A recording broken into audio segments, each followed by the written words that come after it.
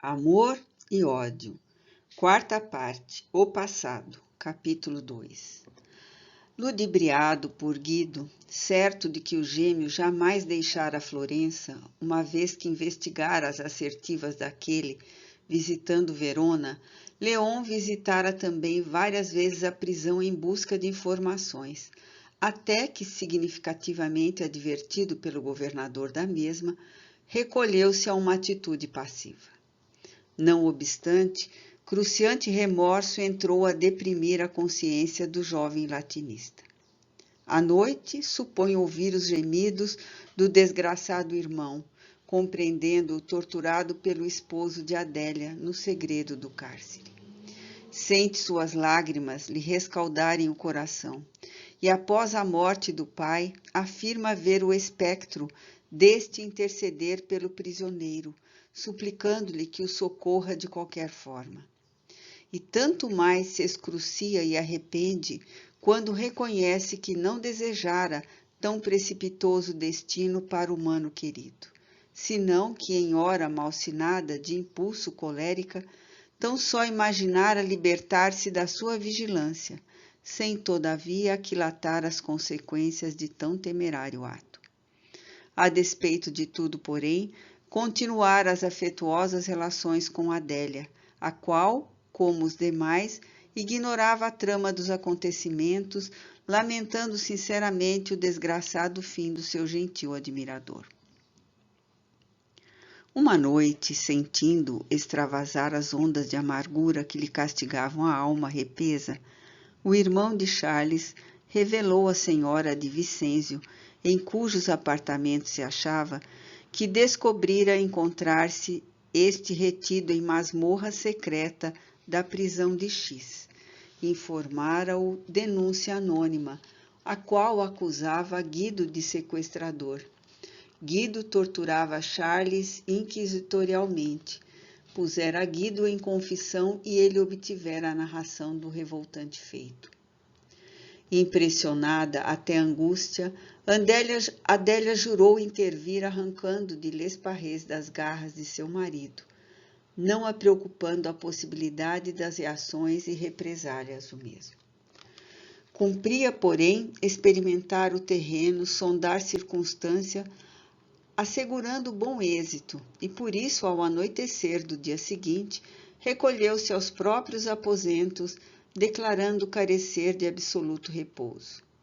Não obstante, meia hora depois, envolvia-se em trajes masculinos, encobria-se numa grande capa e, mascarando-se e armando-se de uma espada fina e flexível com seus próprios nervos de mulher, deixou o palácio e dirigiu-se temerária para a prisão apontada por Leon, acompanhando-se apenas de fiel servidor trazido da terra natal. Recebida sem delongas pelo diretor do presídio, graças à poderosa autoridade do nome que trazia, com facilidade convenceu-o de que se achava inteirada do fato, vendo os próprios intentos coroados de êxito. Ordenou, portanto, àquela autoridade sua descida ao segredo número 6, pois que afirmara necessitar preciosa informação do prisioneiro, e Guido não conseguira arrancá-la pela violência, ao passo que ela o faria servindo-se da doçura e da persuasão. Agitada e comovida como jamais se sentira, a estranha dama penetrou o subsolo, onde, atirado qual trapo inútil, jazia o desgraçado que, por seu amor, experimentava todos os suplícios sem que ela o pudesse suspeitar. Uma vez descerrada a porta do segredo, o sinistro interior de um como túmulo úmido, infecto, miserável, apresentou-se aos apavorados olhos da senhora de Vicêncio, que soltou uma exclamação de horror e por um instante vacilou. O carcereiro alumiava com uma tocha de resinas. Ela arrancou-lhe da mão rudemente, ordenando: "Deixa-me a sós com o preso, preciso interrogá-lo." Então suspendeu a tocha e um grito rouco e débil, um gemido qual estertor de moribundo, deslumbrado com uma aparição celeste, confrangeu-lhe as fibras mais delicadas do ser. Adélia! Ajoelhou-se diante do gêmeo de Leon, que jazia sobre restos de palhas na asquerosa umidade do chão, e, prorrompendo em lágrimas, respondeu, externando nos vocábulos que então proferiu toda a ternura que seria capaz o seu coração de mulher. Charles, meu pobre amigo. Charles de Lesparres sucumbia lentamente sobre os tratos infligidos pela crueldade de Guido de Vicêncio. Esquálido, faminto, coberto de chagas produzidas pela tortura que era submetido ou pelas dentadas de ratos vorazes, tiritava de febre e de frio, a tossir dolorosamente, graças à afecção pulmonar adquirida no cativeiro. Seminu, pois que suas roupas se reduziam a andrajos. Ali estava o seu antigo professor, aguardando a morte como o supremo socorro concedido pelo céu. E se eram pungentes os sofrimentos físicos atrozes, seriam as torturas morais, uma vez cientificado em todos os detalhes pela loquacidade maligna do inquisidor das razões por que ali se encontrava.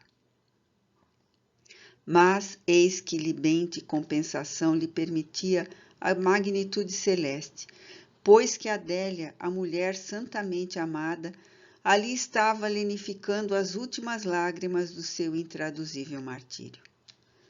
Compassivamente, a esposa de Guido fê-lo repousar em seus braços, osculou-lhe em prantos a fronte e as mãos, qual piedosa irmã. E, servindo-se de delicados ardis, conseguiu-lhe a confissão de que Guido e o governador eram os seus verdugos, nada adiantando, contudo, que o próprio irmão condenasse ou a induzisse a descobrir ser ela própria a involuntária causa da sua desventura. Amanhã sairás daqui, senhor de Bayonne, asseverou enérgica a despedida, ainda que eu tenha de assassinar Guido e o governador. Emocionada, os olhos cintilantes marejados de cristalino pranto, Adélia narrou ao tio a descoberta que fizera logo na manhã seguinte, asseverando haver-se informado graças a uma denúncia anônima. Sabe que se arrisca a incorrer no desagrado do severo senhor, que não lhe perdoará imiscuir-se em assuntos distantes do lar.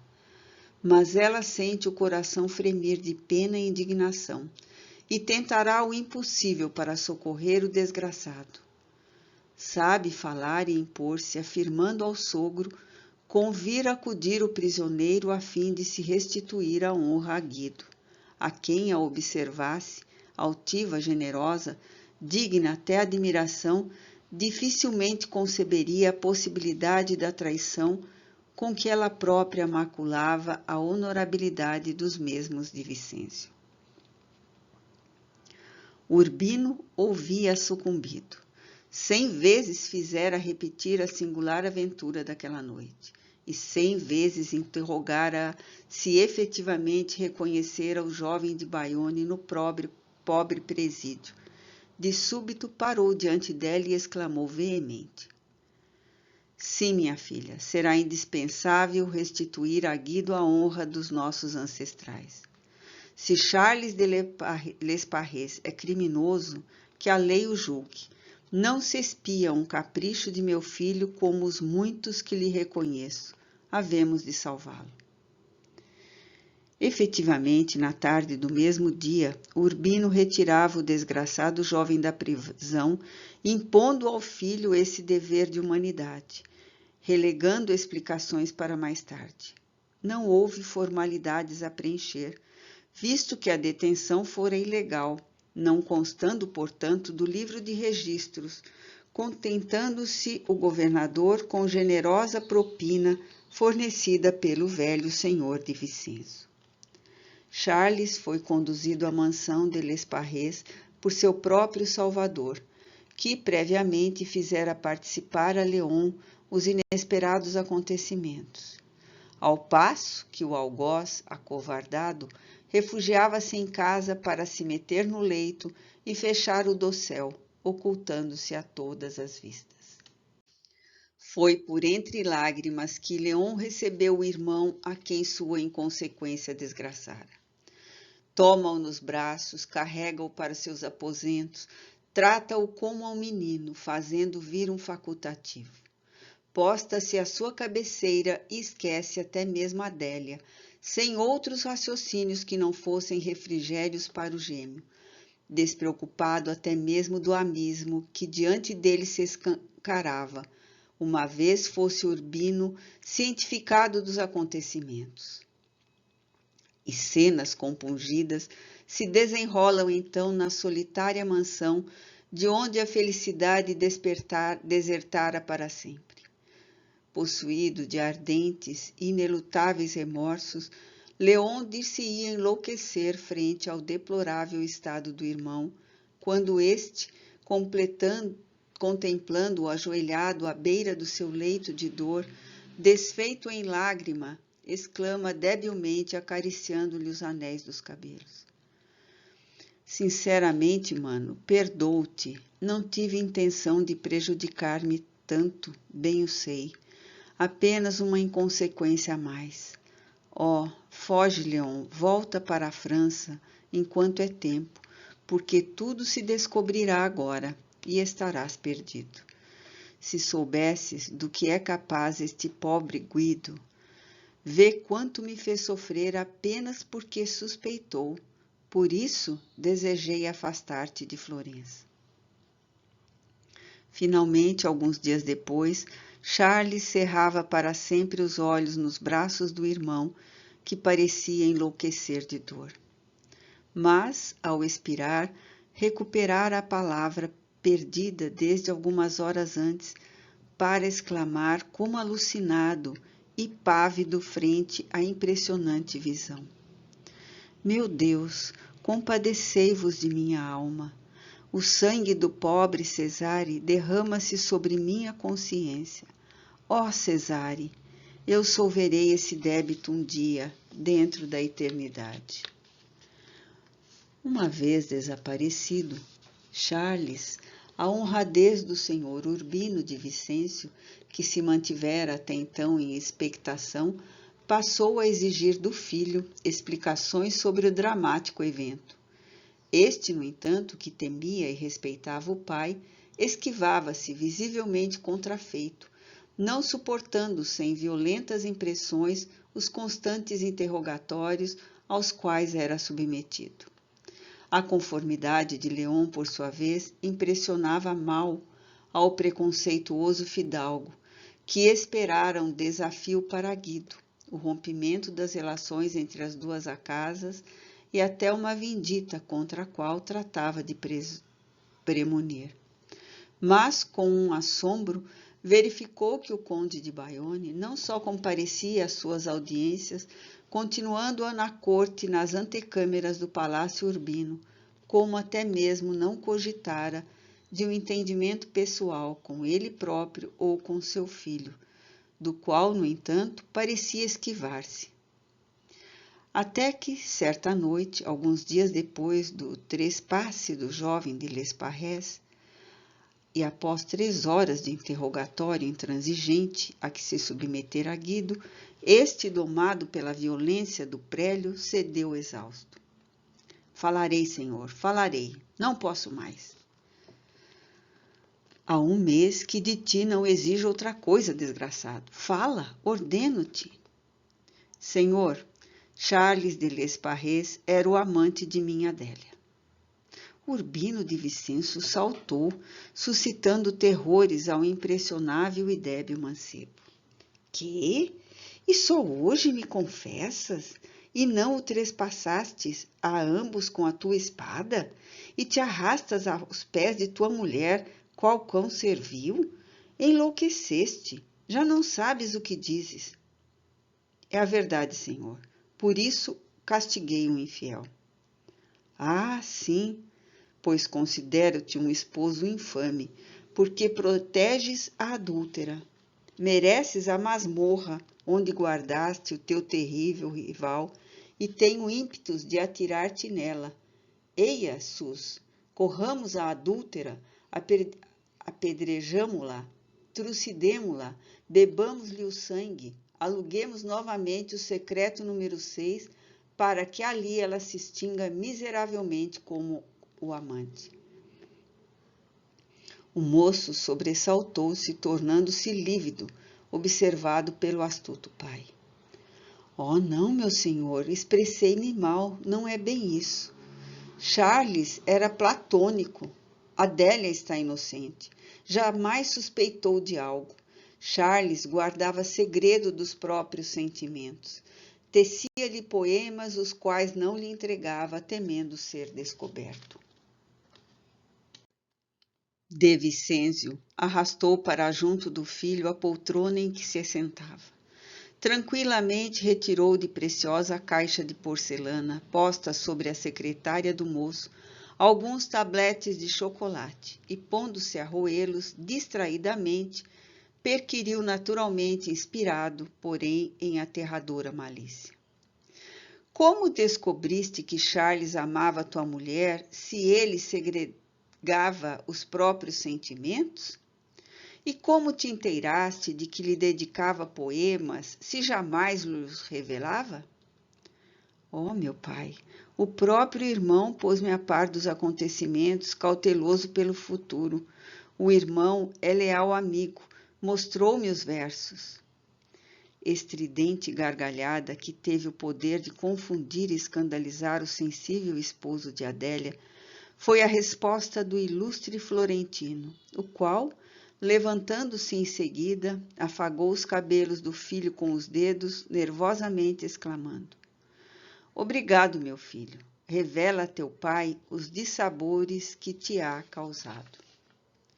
Contrariamente ao que esperava o jovem florentino, seu pai não mais tratou do desagradável assunto. Parecia satisfeito com a explicação, não mais preocupado com o caso. Enganava-se, porém, porque de Vicêncio se aprofundava em ilações inquietantes, maturando, pesando os acontecimentos com a justeza fria do ponderador abalizado. Com que então Léon de Lesparres denunciar o próprio irmão a um marido apaixonado, valendo-se de motivo tão ingênuo? Não previra então a reação da parte ofendida? Pensava, castigando a mente, absorto em reflexões ardentes. E uma vez Adélia inocente, por que tão precipitado zelo, causando a desgraça do próprio gêmeo, preterido em favor de um simples amigo? Estimava Charles, em cujo caráter admirava as áureas qualidades diariamente comprovadas. Que grande delito cometeria esse jovem, amando Madame em segredo, retraindo-se nobremente, fiel aos princípios da moral e do dever?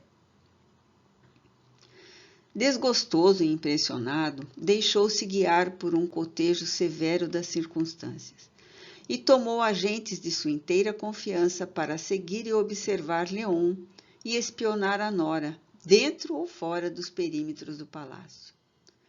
Em poucos dias, então, a realidade se apresentou isenta de quaisquer dúvidas, desmascarada em toda a perfídia de sua ignominiosa expressão. Léon de Lesparres, e não seu desgraçado irmão, seria o amante de Adélia de Molino. Todavia, no momento em que se esclarecia a ignóbil situação, não castigou os culpados como nada revelou ao filho. Sabia que, uma vez comprovando esse o delito da esposa, levaria ao inconcebível a própria exasperação. Guido mostrava-se frágil de ânimo e de caráter, era excessivamente emotivo e impressionável, um quase anormal. Compadeceu-se e adiou a ingrata informação para o mais tarde possível, apesar, porém, da aparência serena e acomodatícia. Urbino preparava uma represália típica, pensando requintá-la com caprichos próprios dos de sua raça, na sua execução, locupletar-se até o indefinível. Ódio feraz, indescritível, que se estenderia dobrando os séculos. Pelo jovem conde, contaminou-lhe o coração, a mente, o próprio espírito, que se conturbou infelicitando-se para o porvir. Contava, de início, lavrar o flagrante de adultério e encarcerar os culpados no próprio presídio em que sucumbira Charles, preferindo para Léon a terrível masmorra secreta em que atirara o irmão. Depois, no decurso dos acontecimentos, adviriam inspirações para o vero castigo. Entre mentes, havia muito, a própria senhora de Vicêncio mantinha espionagem dentro do próprio palácio e fora imediatamente informada de que se descobrira sua ligação com um moço de Bayonne. Rápida mensagem a Léon, levada por um fiel pajem trazido de Mantua, informara-o da situação e com ele concertara para aquela mesma noite a fuga, já delineada desde o passamento de Charles. E pois, enquanto de Vicêncio se perdia em elucubrações sobre o flagrante, e Guido, como sempre, experimentava rimas na solidão do seu gabinete de trabalho, ela abandonava o lar conjugal disfarçada em pajem, transpunha cautelosamente portas secretas, galgava um ginete ligeiro que a esperava pelas proximidades, as mãos de Léon e deixava Florença cavalgando destemidamente dentro das trevas em busca da França. Acompanhava-os Marta, solidária com o crime que cometiam. A surpresa e a dor do esposo ludibriado foram violentas, inconcebíveis, tais como previra seu pai. Se até então o desgraçado sofrera, supondo Charles o sedutor da esposa, restava-lhe todavia o refrigério de julgá-la alheia ao mal, como afirmara o delator. Agora, porém, a venda que lhe interceptava a verdade se despedaçara e a realidade era vista em toda a brutalidade da sua caliginosa expressão. Em vão, o pai incitara-o à desforra, propondo-se acompanhá-lo em perseguição dos fugitivos.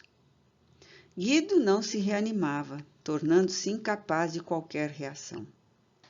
Antes, sucumbido de dor e de vergonha, preferiu pôr termo à própria existência. E foi assim que, 2 dias depois, golpeou a carótida com um terrível punhal florentino, prostrado diante do leito da esposa, sufocado em lágrimas convulsas que se misturaram bem depressa ao sangue quente e vivo que corria aos borbotões. Apenas instalados na França, depois de viagem acelerada e extenuante, Léon e Adélia compreenderam que, não obstante unidos pelas cadeias de uma paixão absorvente, não lograriam desfrutar de felicidade. O terror e a perseguição dos dois de Vicêncio, pois ignoravam o suicídio de Guido. Destruía a serenidade de que se careciam para a estabilização do futuro. De outro lado, insidiosa série de adversidades porfiava em desorientá-los sem perspectivas lenificadoras. Bem cedo escassearam recursos que lhes permitissem viver sem apreensões. A fuga precipitada impedira a ambos recolher cabedais suficiente para uma temporada de expectação, e por isso mesmo, Léon houve de se dar ao trabalho logo na primeira localidade francesa em que aportaram, sendo amavelmente recebido nas boas casas a que batera, e uma a uma visitando diariamente para o comércio das lições que ministrava como para o desempenho da sua arte, a pintura. Todavia, uma tarde, passados 2 meses, o gêmeo de Charles retornou ao lar pensativo e acabrunhado. Fora despedido por todas as casas em que servia. Estupefato, não encontrava explicações para o insólito acontecimento, permanecendo profundamente impressionado. Em vão, pelos dias subsequentes, tentou adquirir novos alunos, propagando pelas herdades e palácios das imediações, como pelos castelos e residências burguesas, os dotes intelectuais que possuía. Assim sendo, tornou-se rapidamente conhecido da população. Por onde transitasse, porém, parecia-lhe perceber comentários a seu respeito, reconhecendo-se alvo de inusitada curiosidade. As relações conquistadas de início retraíam-se inexplicavelmente. Decepcionava-se vendo que não mais o cumprimentavam e que até mesmo as casas comerciais a que recorria para a aquisição do necessário negavam-se a atendê-lo. Até que de uma feita, descendo as escadarias de certa residência burguesa, onde seus serviços foram rejeitados, ouviu que 2 criados comentavam, sombrios e assintosos: "É o conde de Bayonne, um fratricida." No dia seguinte, locomovia-se a pequena família para outra localidade e, passados alguns dias mais, repetia-se o fenômeno. A situação financeira agravava-se, a miséria ameaçava-os impiedosa. Avançaram à procura de novo domicílio, avançavam sempre, mas em curto prazo, por toda a parte sofriam idênticos dissabores, e prosseguiam na peregrinação pungente até que alcançaram Paris. "Afirmo-te, minha querida", exclamava para companheiro o desgraçado conde, presa de angustiantes pressentimentos. "Urbino e Guido perseguem-nos e perpetram represálias programadas, sistemáticas. Quando nos puserem as mãos definitivamente, estaremos irremediavelmente perdidos." Efetivamente, Leon não se enganava com suas ominosas previsões, pois que, certa manhã, Marta, que saíra no desempenho de tarefas que lhe eram devidas, regressara subitamente, declarando a Adélia entre surpresa e aterrorizada: "Senhora, estamos perdidos. O senhor de Vicêncio está entre nós e ronda esta casa. Vi ao descer da residência do Marquês de M, onde o senhor conde renova as telas da família." À noite, ao regressar, Leon, com a notícia de que fora dispensado dos serviços do Marquês de M, narrou-lhe à moça alarmada a descoberta de Marta, deixando apavorado o apaixonado companheiro. Sombrias e ameaçadoras perspectivas avassalaram suas mentes e seus corações, se viciando-os com as impressões de um inconcebível terror. E no dia seguinte, quais réprobos, indefesos, refugiavam-se em novo bairro da grande cidade, desesperançados, porém, de lograr serenidade para viverem a aventura do seu amor. Eis, no entanto, o que se passava. Urbino de Vicêncio, a quem desoladora viuvez fizera voltar-se para o único filho com ternura insuperável, uma vez sepultado este e passados os mais ásperos dias de sofrimento, durante os quais o inconsolável pai vagara alucinado pelas dependências desertas do suntuoso domicílio, agora tragicamente enlutado, jurara sobre o túmulo do desgraçado jovem uma vingança modelar que se desdobraria através do tempo, capaz de fazer estremecer suas cinzas nas profundezas do túmulo. Para iniciar o terrível juramento, dando asas aos próprios instintos como satisfações à sociedade, que, estarrecida a assistir à tragédia, arrasou a mansão de Lesparrés com temeroso incêndio, ao qual nem mesmo inocentes avizinhas, aninhadas nas copas frondosas do arvoredo e nos pombais, puderam escapar. Em seguida, fechou com selos de pesado luto seu dourado reduto e partiu em perseguição dos fugitivos, cuja pista fácil lhe fora descobrir, levando à tortura os fiéis pajens da dama de Mantua.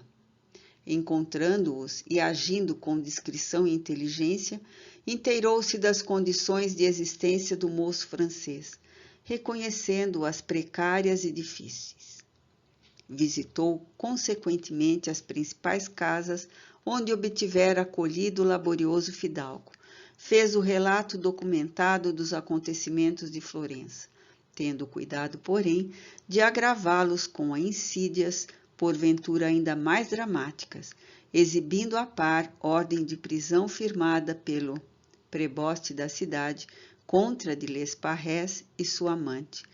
Por sua vez, os comissários florentinos, que a peso de ouro arrastara da terra natal, propalavam pelas ruas, em agrupamentos maledicentes, os mesmos sinistros acontecimentos e respectivas ordens de detenção, assim tornando o desgraçado moço execrado pelas sociedades em cujo convívio pretendia recuperar-se.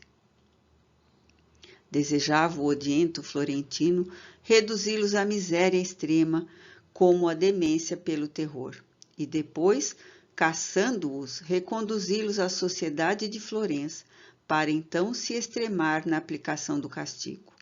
Um castigo digno dos seus antepassados.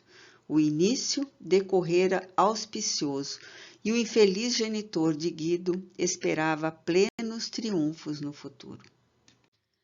Entre mentes, graves perturbações de ordem psíquica se aliavam ao vingador, serviciando os culpados. Sonhos alucinadores, visões terríveis, gemidos, gritos de angústia, estertores de agonia, despertava-os à noite, impossibilitando-lhes o repouso. A figura perturbadora de Guido de Vicêncio impunha-se a Leon em plena vigília, atestando a própria deserção do número dos vivos, compelindo-o, não raro, a crises singulares de pavor, a indômitos estertores, tal se as ânsias imanentes do espectro o contaminassem da sua virulência. Por sua vez, a terna lembrança de Charles despertava-lhe saudades tão ardentes no coração, remorsos de tal forma cruciantes e aflitivos que o impossibilitavam para o trabalho. Frequentemente Adélia ou Marta encontravam-no em prantos recalcitrantes, a chamar pelo irmão como acometido de demência. Se tentava esboçar um retrato ou uma figura artística, insensivelmente o semblante afável do gêmeo surgia do pincel, ou se um poema ou uma peça literária qualquer, eram súplicas doloridas do humano desaparecido, de envolta com impressionantes narrativas do drama passado. E Adélia, excruciada pelos dissabores e terrores imanentes, voltava-se para Deus, só logrando lenitivo nas longas horas em que se deixava permanecer pelas naves dos templos em orações.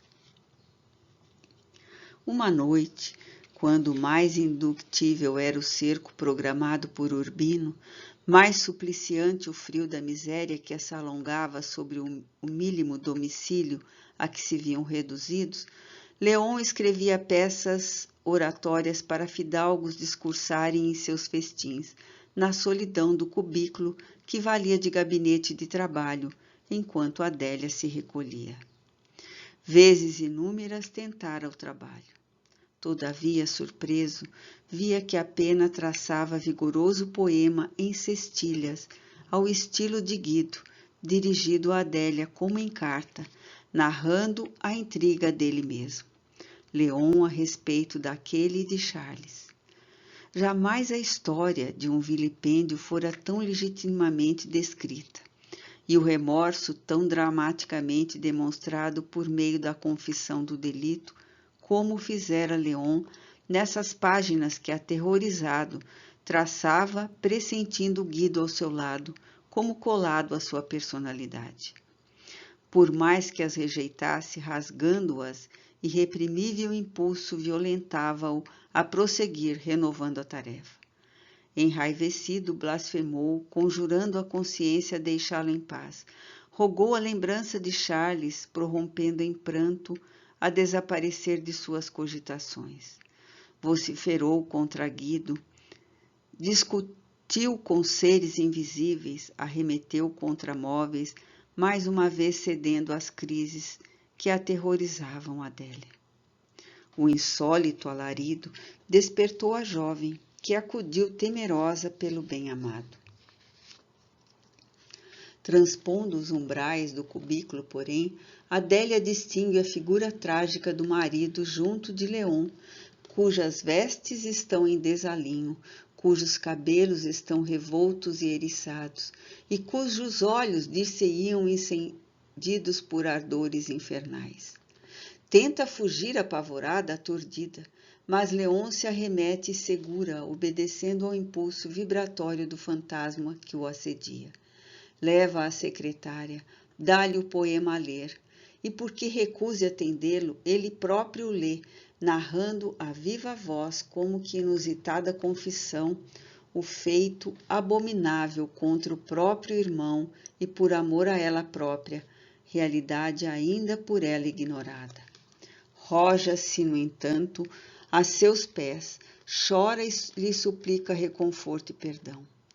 Mas a moça, como transportada às inimagináveis regiões do horror, Adélia, que entrevê Guido junto de seu antigo professor, acometida subitamente de chocantes e incontroláveis sugestões, num gesto irremediável para o torturado jovem de Lesparrés, repele-o brutamente, foge exasperada de sua presença, atirando-lhe esta suprema ofensa que o abateu como um raio.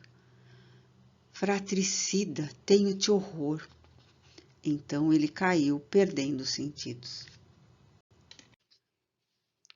Quando tornou a si, murmurou de mansinho, certo de que a dedicada companheira velava. Adélia. O silêncio, porém, persistiu em torno. Não sentiu, como de outras vezes, dois cariciosos lábios atenderem ao seu doce queixume, nem o suave refrigério de compressas geladas sobre a ardência da sua fronte fadigada. E por isso repetiu mais terno, mais queixoso: Adélia. Mas Adélia não ouvia. Ali não se achava para correspondê-lo com blandícias e súplicas. Então descerrou as pálpebras. Um raio de sol, intrometendo-se pela janela entreaberta, ofuscou-lhe a vista, fazendo-o compreender que o dia avançava para o seu esplendor. Penosamente movimentou-se, reconhecendo que continuava estirado no chão, e chamou com mais vigor: Adélia! Adélia! Levantou-se, reunindo energia sob o impulso da vontade, e pôs-se a procurá-la aflito. Não a encontrava, porém. Todas as dependências da habitação singela, até o jardim e o interior dos velhos armários de uso foram investigadas. E sua voz, e suas expressões, e seu semblante alarmado por um crescendo de indômita exasperação, e todo o seu ser aterrorizado, conflagrado por uma previsão alucinante, se resumiam neste brado atroz, expressão trágica de superlativa desesperação. Adélia! Adélia! Qual o fogo sinistro que rasga as nuvens para as hecatombes das alturas, raciocínio repulsivo castigou-lhe a mente, mostrando hecatombes na realidade. Adélia fugira dele, como fugira de Guido. Adélia abandonara-o. Recordava-se, ela repudiara-o no momento crítico, chamando-lhe fraticida.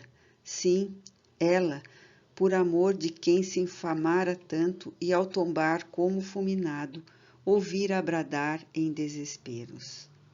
Marta, socorre-me, salve-me, por Deus, fujamos, partamos, este homem está maldito. Assim, refletia as fontes da vida como reduzidas às pericções angustiosas do paradeiro da bem-querida. Suores gelados a lhe inundarem a fronte, quando sentiu que se abria a porta de entrada de mansinho. Num salto correu para ela, certo de que era a amante que voltava, mas era apenas Marta, cujos olhos pisados denunciavam uma noite insone e lágrimas copiosas. A decepção arrefeceu o ímpeto do desgraçado. Marta observou-lhe expressões de loucura. Tudo no antigo artista de Florença causaria piedade e terror. De vez em quando, rilhava os dentes como se frio intenso lhe serviciasse as carnes. Léon de Lesparres, faces lívidas, olhos dilatados e rebrilhantes, como dois focos de demência, cabelos em desalinho, vestes despedaçadas, era a dor petrificada, a desgraça e a ruína moral tragicamente estampadas numa figura humana. De mansinho, o tom vocal sinistramente sereno e moderado, perguntou à serva apavorada: Marta, onde está minha Adélia? Ela o sabia. Era até mesmo portadora de uma missiva da estranha dama de Mantua para o seu companheiro de desventuras.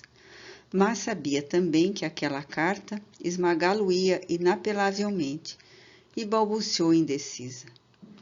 Ignoro, senhor conde, talvez... Mentes? Tu a levaste. Onde a puseste? Fala, desgraçada, ou morrerás pelas minhas mãos. E sua voz alterada ecoou pelos compartimentos do pequeno domicílio. Senhor, não tive culpa. Esta manhã a senhora deu entrada no convento das arrependidas de Santa Maria Madalena.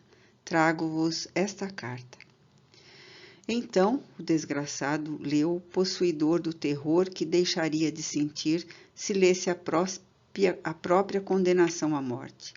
Depois que, emitindo um grito que seria o eco de todas as suas faculdades, cruciadas por um castigo inconcebível, saiu correndo pelas ruas em direção à sombria penitenciária das arrependidas do pecado, sem medir a distância ou sentir fadiga, sem se lembrar de uma viatura, sem notificar as surpresas dos transeuntes, sem se magoar sob as pedradas e zumbaias da criançada que ia ao seu encalço. Eis a carta de Adélia. Meu bem-amado amigo, não mais me será possível continuar sofrendo a calamidade da nossa desgraça, situação, e recolho-me a uma casa santa a fim de me penitenciar e rogar a Deus a salvação de nossas almas. Eu não te abandono, não te desamparo, meu Leão, porque sinto que continuarei amando-te para todo sempre. Apavoro-me, porém, ante nossas faltas e repugna-me permanecer num lar construído sobre a desventura de teu irmão e o sangue do meu pobre Guido. Os remorsos esmagam minha alma e jamais tornarei ao mundo. Sei que o único prudente caminho que nos resta é o da renúncia, com os trabalhos do arrependimento e as boas obras pelo amor de Deus. Aconselho-te como derradeiro ósculo que te concedesse a imitares o meu gesto, confiando-te aos irmãos trapistas. Crê, porém, no meu amor, Leão, porque ele permanecerá no meu coração, ainda e sempre, como na eternidade permanecerá a minha alma imortal.